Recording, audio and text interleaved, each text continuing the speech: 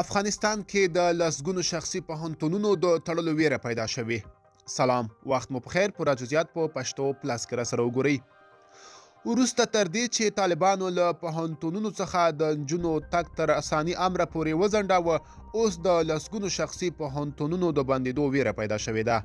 د یوه شخصي پوهنتون استاد محمد بشیر بهرنکي ازادي راډیو ته وویل د ده له اټکل سره سم که ژر تر ژره بیرته پوهنتونونو ته د نجونو د تګ زمینه برابره نشي، اکثره پوهنتونونه به خپلې دروازې د تل لپاره وتړي. نوموړي وویل ممکن محدود شمیر پوهنتونونه چې څښتنان سوداګر وي له شخصي بودیجې د پوهنتونو چارې مخته یوسي. نور پوهنتونونه چې د ورځنیو ګټو له مخې له محصلینو پیسې اخیستي ښایي یو دوه میاشتې نور وچلیږي بیا بند شي. ښاغلي بهرنکي زیاته کړه چې د جمهوري نظام په وروستیو کې هم اکثره شخصي پوهنتونونه ته اقتصادي ستونزې پیدا شوې وې چې له همدې امله یې نوي بندیزونه ژر له پښو غورځوي.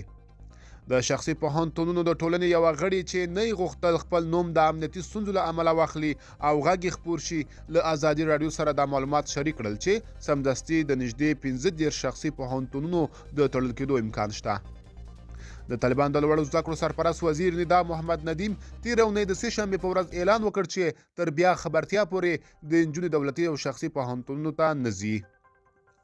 د افغانستان دننه په کابل، جلال آباد، کندهار، هرات او یو شمېر نورو ښارونو کې د دې پریکړې پر ضد مظاهرې وشوې او په نړیواله کچه د امریکا متحده ایالاتونو، ملګرو ملتونو، اروپایي ټولنې، د اسلامي همکاریو سازمان، قطر، سعودي عربستان، ترکیې، مالیزیا، اندونیزیا او یو شمېر نورو اسلامي هیوادونو له طالبانو وغوښتل چې سمدستي دا پریکړه بدله کړي.